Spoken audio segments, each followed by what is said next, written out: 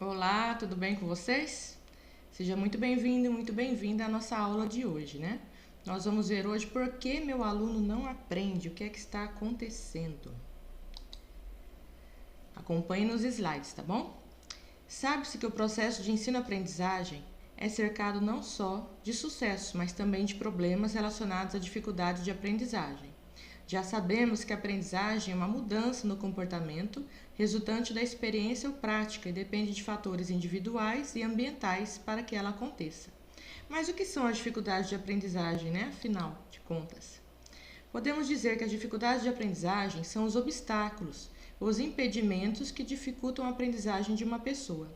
É importante ressaltar que as dificuldades de aprendizagem são transitórias, passageiras, duram um certo período de tempo na vida do estudante, como, por exemplo, mudança de escola, separação dos pais, nascimento de um irmãozinho, perda de um ente querido, falta de sono, problemas de saúde, no caso aqui, né, não problemas graves, necessidade de uso de um óculos, acompanhamento psicológico, etc. Tudo isso caracteriza as dificuldades de aprendizagem de ordem transitórias, ou seja, é uma dificuldade que vem, mas que depois de receber um tratamento, receber um acompanhamento, uma intervenção adequada, ela passa e o aluno consegue ir bem nos estudos novamente. Como é o caso, por exemplo, de uma criança que pode ter muita dificuldade em matemática, mas que depois que ela faz aulas, né, com um professor de recuperação, ela consegue avançar nos estudos e dar continuidade, né, na caminhada escolar. Ela não vai precisar de um acompanhamento sempre, né, de um acompanhamento. Ela só vai receber a ajuda naquele momento e depois ela consegue caminhar sozinha, tá? Não é, por isso que fala, é passageira, é uma dificuldade que vem, mas que passa, depois de trabalhada, né? Claro. Diferente dos transtornos de aprendizagem, né? Que são aquelas dificuldades de ordem permanente, que podem estar relacionadas ao fator genético, alterações no sistema nervoso central, baixo peso ao nascimento, desnutrição, problemas psiquiátricos, psicossociais, ingestão de algumas substâncias químicas pela mãe, na gravidez, por exemplo, infecção por protozoários e vírus, exposição a radiações e até informações genéticas ou cromossômicas erradas, né? No caso das síndromes em geral. São dificuldades de aprendizagem permanentes, tá? Elas não passam, vai acompanhar o indivíduo por toda a sua vida. Crianças que possuem um sistema nervoso diferente poderão apresentar comportamentos, habilidades, limitações e potencialidades cognitivas distintas das outras crianças, demandando estratégias alternativas de aprendizagem. Como o cérebro dessa criança faz um caminho diferente na hora da aprendizagem, o professor vai precisar também de buscar caminhos alternativos para que a aprendizagem desse aluno aconteça, tá? Mesmo que essas crianças necessitem de mais estímulos e um ensino diferenciado de aprendizagem, podem ter a chance de recuperar essas habilidades desenvolvidas, né, no tempo fisiológico para cada uma delas. Lembra da maturação? Quer dizer, a criança recebendo o tratamento adequado, recebendo acompanhamento, tudo certinho, ela tem a chance de recuperar as habilidades que estavam previstas para aquela faixa etária, né? Porque geralmente elas apresentam atraso na linguagem, atraso no físico mesmo, né? No motor, né? Desenvolvimento motor dela.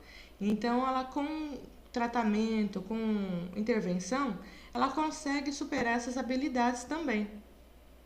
Na maioria das vezes, é claro, né? Dependendo do grau de transtorno que a criança tem.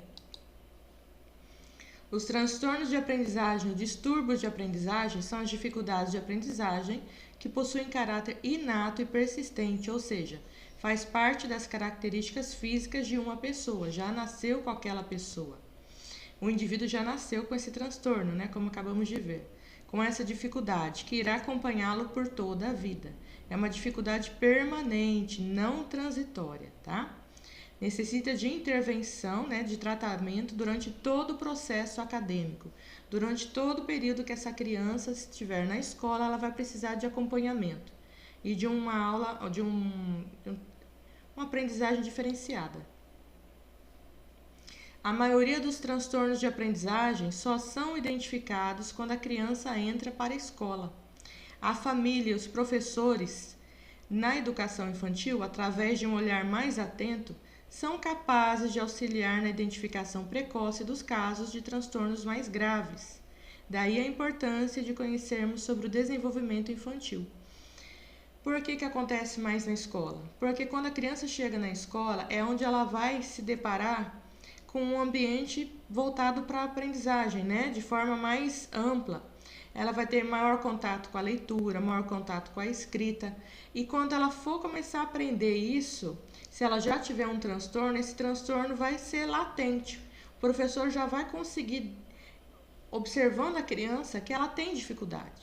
Uma dificuldade muito maior em relação aos seus coleguinhas, tá? Como ela já vai, os professores geralmente já estudam isso, né? Sobre o desenvolvimento infantil, ela vai olhar e falar, olha, isso aqui já era para essa criança estar fazendo isso aqui, e ela não está fazendo. Ela não consegue fazer isso aqui que a turminha já está fazendo, ela não faz. E essas dificuldades vão tomando uma proporção muito grande. Então, o professor ele consegue diagnosticar, assim, observar, né, essas características nesse aluno. E daí ver a necessidade de um encaminhamento ou não para um especialista. Porque não adianta a gente ficar no achismo, né? O professor não pode ficar, eu acho que meu aluno tem. Não. Você vai, em cima de dos sinais que essa criança apresenta, você vai avaliar a necessidade de um encaminhamento para um profissional, tá? Adequado. De um modo geral, as dificuldades de aprendizagem são queixas frequentes e podem acompanhar uma diversidade de quadros neurológicos. A aprendizagem é, portanto, uma função onde se relaciona o corpo, psique e a mente, onde o indivíduo pode apropriar-se da realidade de forma particular. Todo mundo aprende do seu jeito e na sua hora, tá? Todo mundo aprende. Importante também deixar claro aqui o seguinte, quando o professor vê que o aluno tem uma dificuldade, ele tem que ficar de olho em vários sinais, tá? Não pode ficar só em ele fala muito, eu acho que ele tem TDAH. Não.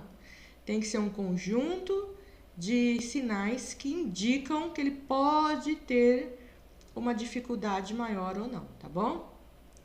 Então, essas são as diferenças, né, entre a dificuldade de aprendizagem, a transitória e a dificuldade de aprendizagem permanente, que são os transtornos de educação, né, os transtornos ou distúrbios, que já nascem com a criança, já fazem parte dela, tá bom?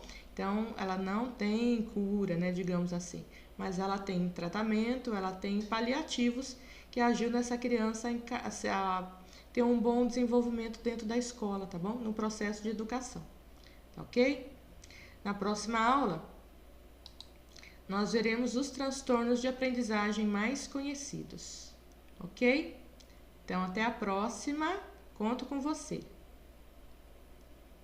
Se gostou do conteúdo, tiver alguma dúvida, deixa aqui embaixo que eu respondo, tá bom? Até a próxima!